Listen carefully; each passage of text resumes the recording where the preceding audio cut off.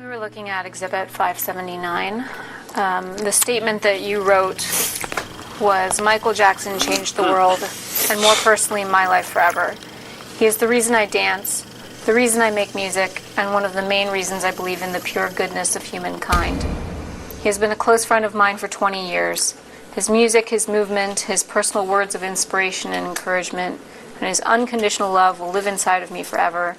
I will miss him immeasurably, but I know that he is now at peace and enchanting the heavens with a melody and a moonwalk. I love you, Michael. Is that right? That's what I wrote, yeah.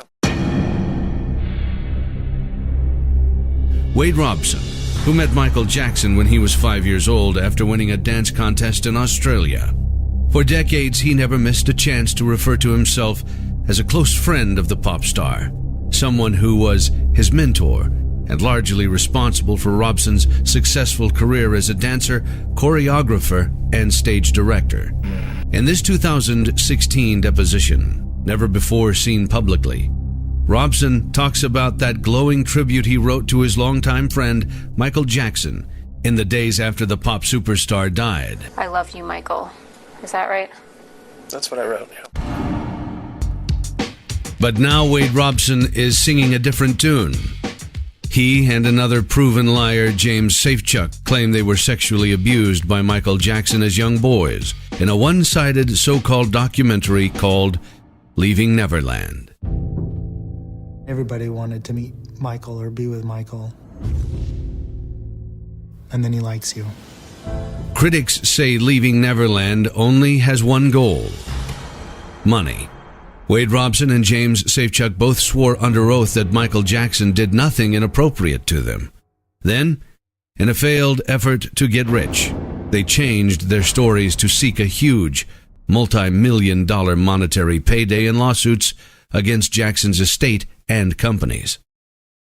Their lawsuits against the Jackson estate have been dismissed not once, but twice.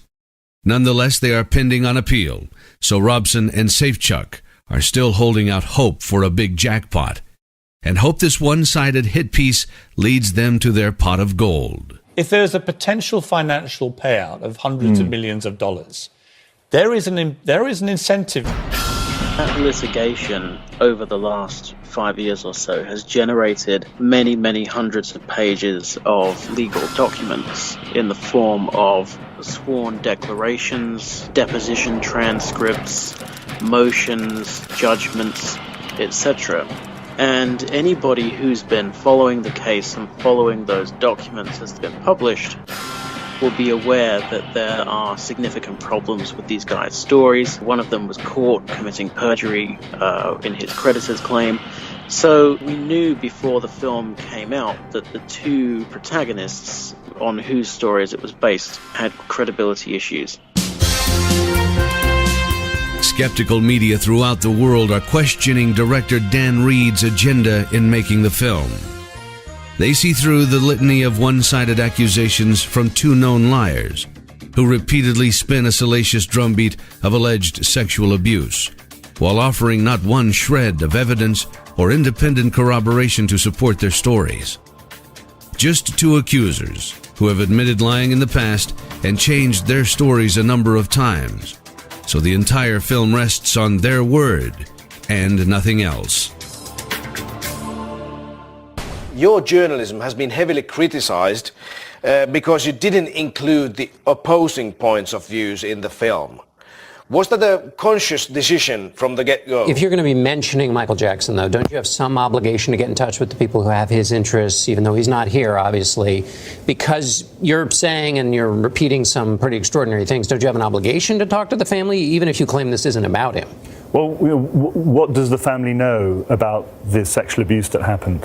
Do you think they know about the sexual abuse? But when you're doing it, this is a documentary, it is, say, yeah. right? So when you're doing a documentary, don't you have an obligation to at least ask the question? Because you don't know what the answers to questions are until you ask. Well, we know that the family and the estates and Jackson during his lifetime and his lawyers all denied that any sexual abuse took place. And those views are strongly represented in the film. We give those views a lot of time in the film on screen. This is a huge payday, potentially, for anyone who can establish they were victims. And I'm not questioning them. I don't know the truth. I'm questioning you as the director because you never went to the Jackson family before you finished. We don't make any allegations about the Jackson family. So why would I? Well, you make an allegation that Michael Jackson's a paedophile. Yeah, so I make allegations about Michael, but Michael's dead. But he's dead. And I've put his rebuttals, his denials in the film. So the devil's advocate would say, well, OK, the guy's dead. He can't respond to this. But Wade Robson and James Safechuck are not dead. Jackson was accused in 2003 by the Santa Barbara County District Attorney, who some said carried out a personal vendetta against Michael Jackson that lasted for more than a decade. Well, we haven't ruled anything out. In 2005, Jackson was declared innocent by a jury in a case involving a boy named Gavin Arvizo, one that CNN legal analyst Jeffrey Toobin called an absolute and complete victory for Michael Jackson and an utter humiliation and defeat for the prosecution. Since Leaving Neverland was released, numerous errors, misrepresentations, omissions, and outright falsehoods have been identified in the film, which relies solely on ever-changing stories of Robson and Safechuck.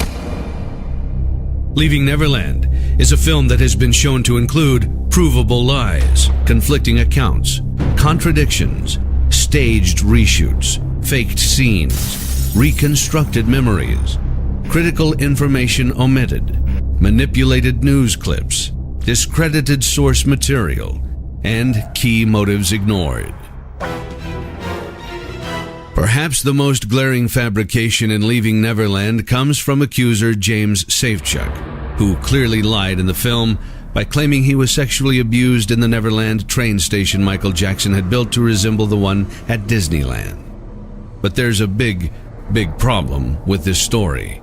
A huge discrepancy in the timeline. He says that one of the locations where Michael Jackson was abusing him on a daily basis was the Neverland train station. Right. And he vividly describes the interior of the train station. Now, this version of the story that he tells in the TV show places that abuse in the train station in 1988-89. The train station did not even open until 1994. And as you correctly say, in his sworn declarations, in his ongoing litigation with the estate, he says that Michael Jackson stopped molesting him when he was around 14 years old in 1992 because he got too old for him. Right. And the whole narrative of this film is that Michael Jackson molests boys, and then when the boys hit puberty and get too old, he then ditches them and moves on to a younger boy. That's the whole narrative that they're selling with this documentary. But when it's revealed that this location where Safechuck is describing his abuse it did not exist when he was the age he said he was, Dan Reed, the director of the documentary, goes onto Twitter and says, well, there's no dispute about when the train station was built, but what's in dispute is the dates of the abuse. Right. So James Safechuck was abused after the train station was built. Well, firstly, he's now accusing his own star witness of perjury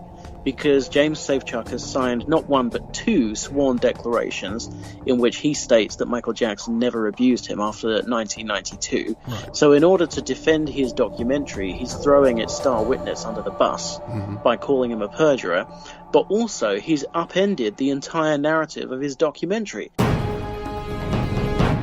Leaving Neverland contradicts the alleged victim's own sworn depositions. In the video, Wade Robson spins a dramatic tale of being left alone in 1990 with Michael Jackson at Neverland. Robson claims that while his family was hundreds of miles away at the Grand Canyon, Michael Jackson abused him for the first time. But that's not the story Robson told in his lawsuit against Jackson's companies or in a deposition under penalty of perjury just months before HBO's cameras began rolling. There, he claims his family was still at Neverland when it first happened, and his sister was sleeping upstairs in Michael's room. Two entirely different versions of events told by Wade Robson, just 2 months apart. The first night, the night prior, we both slept in the bed with Michael. And at some point in that second night, she said to me, I think we should, you and I should sleep upstairs. I don't know why. I don't know why she said that or why she thought that, but I didn't want to. So whenever it was bedtime, she went upstairs and Michael and I stayed in the bed downstairs And I believe at some point that night, the abuse started. So which is it?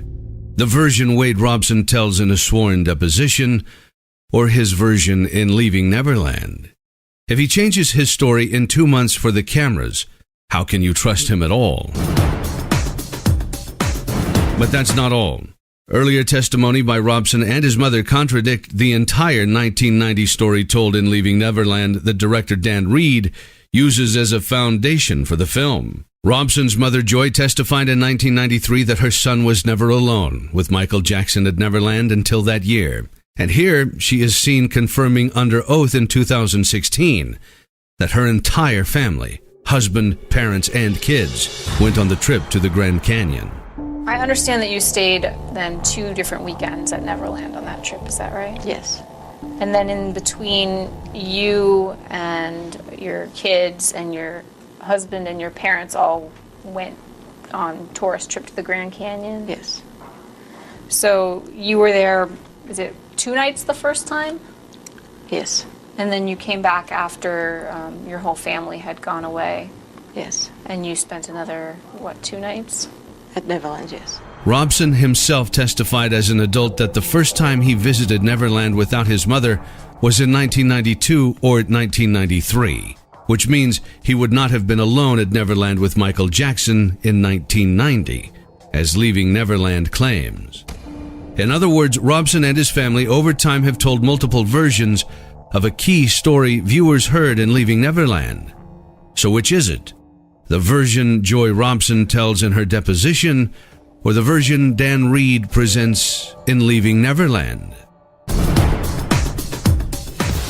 James Safechuck's dramatic scene where he claims Michael Jackson gave him jewelry for sex, including an alleged wedding ring, was deceptively staged and edited to appear as one seamless scene, when in fact it was actually edited together from filming done on 2 separate occasions 17 months apart, and done intentionally to pump up the drama of the scene. You can tell by looking at his clothes, essentially the same in both shots, except he forgot the undershirt the second time around.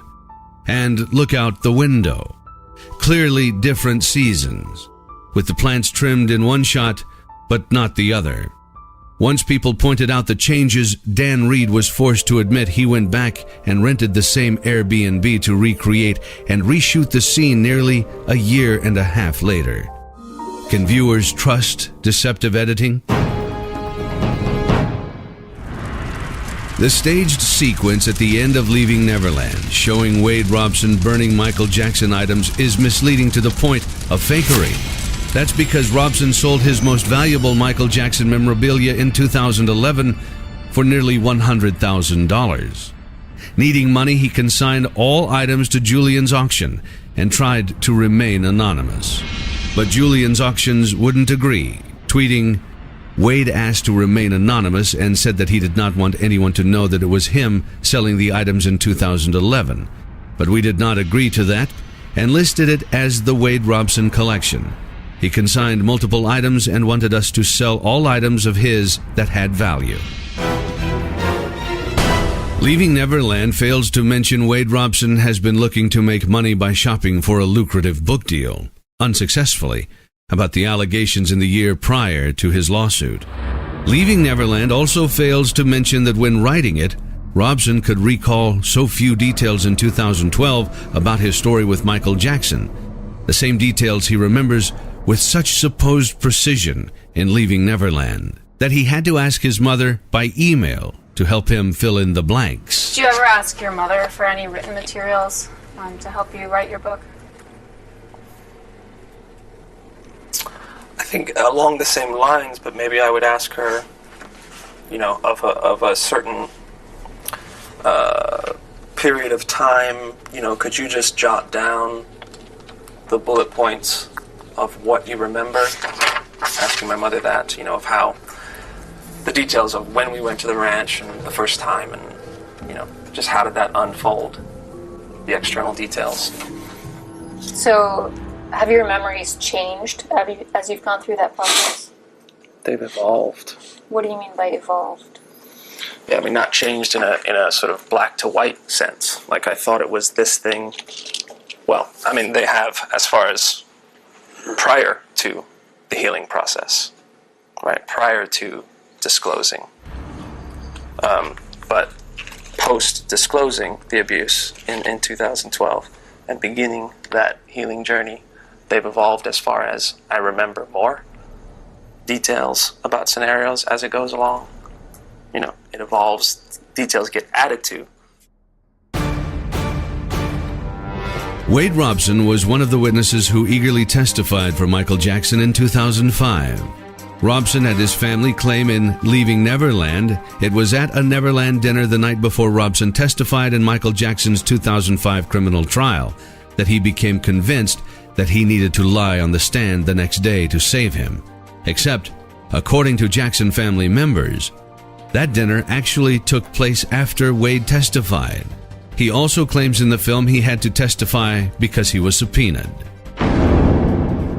Then you have his constantly changing story about how he came to testify in 2005 for Michael Jackson's defense, beginning with, I didn't realize I'd been abused, and then morphing into, well, I did know I'd been abused, but I didn't want to be responsible for orphaning his children, so I decided to testify in his defense, and then morphing into, I was threatened and bullied by Michael Jackson and his lawyers.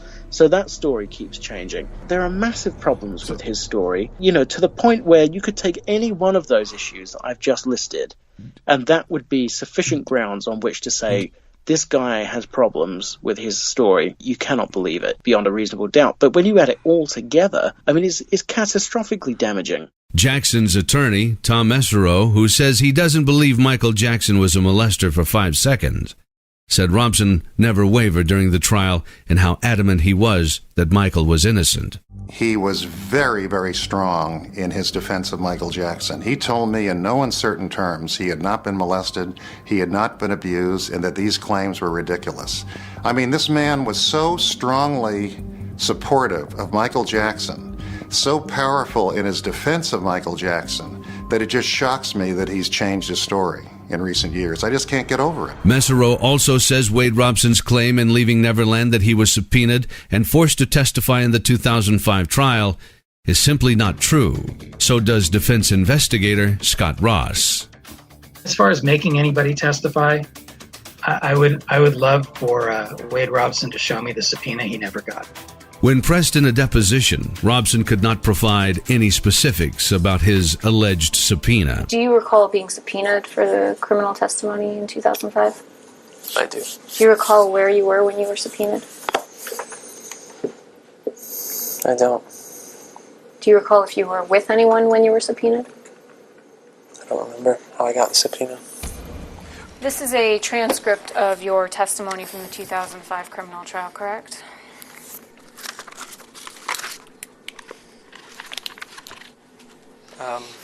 It appears to be that way. Robson now claims he committed the crime of perjury on the witness stand in 2005, even as skeptics point to the rigorous cross-examination he was subjected to. On line 18, you're asked, Mr. Robson, did Michael Jackson ever molest you at any time? And you said, absolutely not, correct? Correct. And that was a lie, right? That was a lie, yeah. Okay. On line 21, you're asked, Mr. Robson, did Michael Jackson ever touch you in a sexual way? And you responded, never, no, correct? Correct. And that was a lie, correct? That was what I had rehearsed with Michael. And you now claim that that was a lie, correct? That was not the truth, yeah. On line 24, you're asked, Mr. Robson, has Mr. Jackson ever inappropriately touched any part of your body at any time, correct? Correct. And your answer was no, correct? Correct. And you now claim that that was a lie, correct? That was not the truth.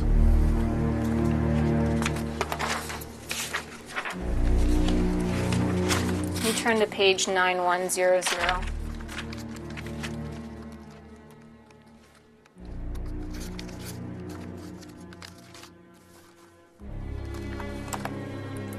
On line 14, you were asked, and at no time has any sexual contact ever occurred between you and Mr. Jackson, right? Do you see that? Yes. And your answer was never, correct? Yes. And you now claim that that was a lie, correct? That was It's not the truth. That's why you always, always, always start with your strongest witness. In our case, that was Wade Robson. Wade Robson had to get through 3 seasoned, experienced, intelligent attorneys. How is it that when those 3 attorneys, this was not a surprise attack, those 3 attorneys were very seasoned, experienced, 3 attorneys with cross-examination history under their belt, prosecutors, got together the night before, prepared their attack. How are they not able to break Wade Robson? If you're trying to hide the truth, you're going to waver, you're going to do whatever. And James Safechuck's claim in Leaving Neverland that Jackson pressured him to testify during the trial is provably false because he was eliminated as a witness by the judge well before the trial even began. Leaving Neverland leaves out critical information that seriously calls Wade Robson's story into question. Robson's description of Neverland as an adult was nothing like the house of horrors he now claims it was. He gushed about how wonderful it was. So we went to the studio where he was recording the Dangerous album at the time, and it's like 89, and with the whole family, grandparents and everybody, and just hung out for a couple hours and watched videotapes, and then he asked the whole family to come back to the ranch, his place that night, Neverland, and we ended up staying there for like a week. That must be every kid's dream. I mean, my dream would have been to go there too. Yeah, I mean, it's Disneyland. You know, his house, you show up, it was just the best thing in the world. Wade asked if he and his fiancée could be married there while Michael was on trial. Turned down because it was such an inappropriate request at the time. And Robson even shot a short film at Neverland with his wife, and in the credits, thanks Michael Jackson for letting him use his sacred land. Michael Jackson is not going to be abused. Michael Jackson is not going to be slammed, is not going to be a piñata for every person who has financial motives. Another misleading piece in the so-called documentary. A news clip of Mark Garagos, who initially represented Michael in 2003 in the criminal case, is manipulated to appear as if he's threatening an accuser after Michael's arrest. We will land on you like a ton of bricks. We will land on you like a hammer. If you do anything to besmirch this man's reputation, anything to intrude on his privacy in any way that's actionable, we will unleash a legal torrent like you've never seen.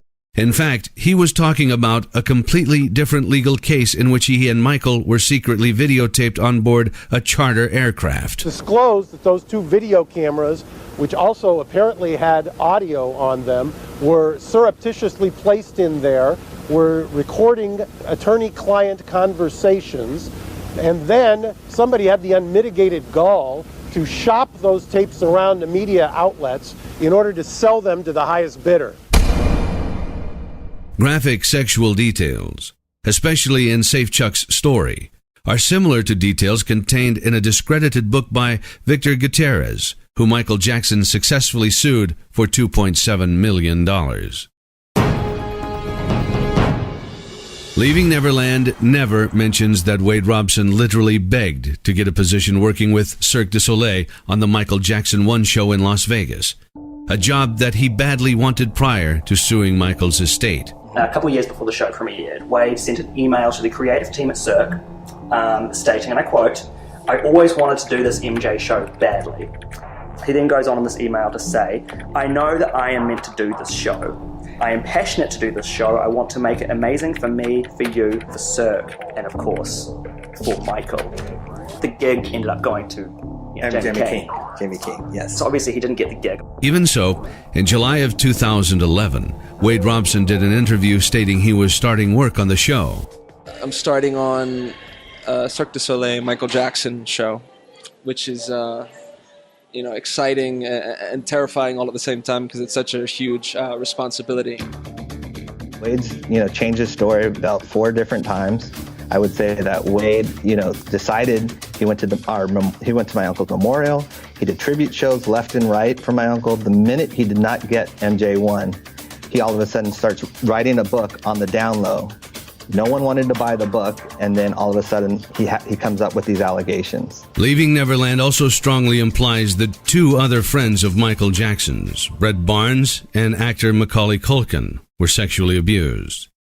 It suggests that other boys were lined up to replace older ones, almost like an assembly line. Yet neither was contacted during the making of the film. Instead of giving them a fair chance to respond to his smears, Reed threw up a sentence on screen for 5 seconds stating they have consistently denied abuse, seemingly winking at the audience as he does it. Both have always maintained Michael was never inappropriate with them, and both testified under oath as adults that nothing untoward happened. Like, we were friends. We were like, seriously, he was like my best friend growing up for a good fat stretch of my life. Yeah. Like it was legitimate friendship. All I can speak to really is, like the way he was, and despite whatever the reasoning was, kind of thing. Yeah. But no, he liked being around kids, And it wasn't odd. No. To you. It was, honestly, it never struck me as odd. I never felt uncomfortable or anything like that. Brett Barnes contacted his lawyers and asked his name and likeness to be removed from the film. HBO refused. And there are even more verifiable lies being spun by Leaving Neverland in the promotion of the film. Director Dan Reed states that Robson and Safechuck didn't meet as adults until the Sundance Festival. This is false. According to Robson's 2016 deposition, they spoke in 2014, and their shared legal team was present. Later, it was revealed the meeting occurred in person over lunch. Robson claimed that he was abused hundreds of times.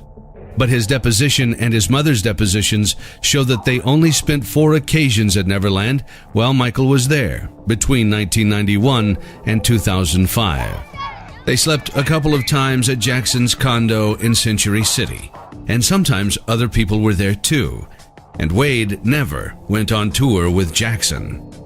So why didn't Wade Robson speak up sooner? In the film, Robson claims he was in love with Jackson, and that was why he did not speak sooner. But that's just one of the many versions he gave. He also says he didn't know it was abuse and was wrong. He thought he would go to jail. He was taught to lie about abuse, but others say it's because now that Michael Jackson is dead, he is an easy target for those who are willing to make up any allegations without risk of being sued for defamation. Every single person who accuses Michael Jackson subsequently goes straight to a civil lawyer and tries to sue him. There is never an accuser who simply walks into a police station and says, Michael Jackson molested me, what are you going to do about it? They always go to a lawyer and say, let's get rich. Did you attend the memorial service for Michael Jackson at the Staples Center? Yeah. Robson's reaction to Michael Jackson's death is telling. In Leaving Neverland, Wade Robson and his family claimed they remembered in detail his being broken up at Michael Jackson's memorial service, even more than at his own father's funeral. It's obviously intended for drama, but just a few months before the HBO cameras rolled, in his 2016 deposition, Wade Robson casts doubts on that version. It also showed he was still annoyed he wasn't invited to a private service for family and close friends. Did you cry at the memorial service at the Staples Center?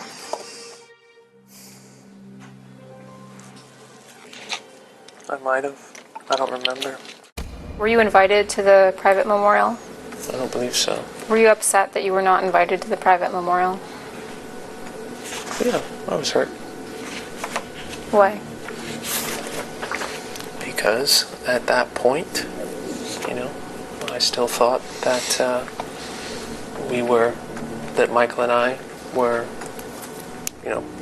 close friends for a very long time, had a long relationship, that that I would have been included in something like that. Actually, he was so eager to exploit his friend's death, he reached out to producers of the primetime show So You Think You Can Dance less than 24 hours after Jackson died to make sure they knew he was available in case the show was planning a tribute. This is an email that you wrote to Jeff Thacker on June 26, 2009, correct? Yeah. Is the show that you're referring to in the last second to last sentence or second to last line? You said, I wanted to write you now, so if you guys are thinking of doing any dance tribute to MJ on the show, I would like it to be me who does it. Do you see that? Yeah. Is the show So You Think You Can Dance? Yeah, I believe so. Okay. Is Jeff Thacker associated with So You Think You Can Dance? Yeah, he's a producer. It speaks to my compartmentalization at the time.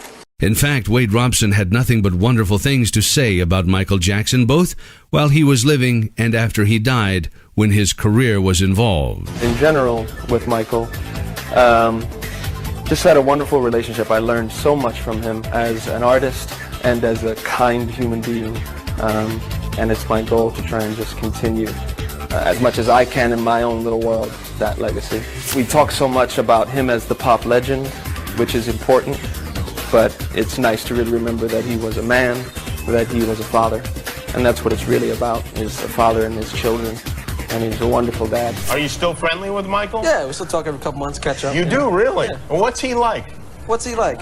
He's a good guy. Is he a good guy? Even after Michael's death, Wade Robson had nothing but praise to offer, including these interviews prior to the emotional 2009 MTV Music Video Awards tribute to Michael Jackson, starring Michael's sister Janet, in which Wade performed as one of her dancers. It's a huge connection between Michael Jackson and MTV and really starting this real music video generation on MTV. I mean, Michael was really the king of that.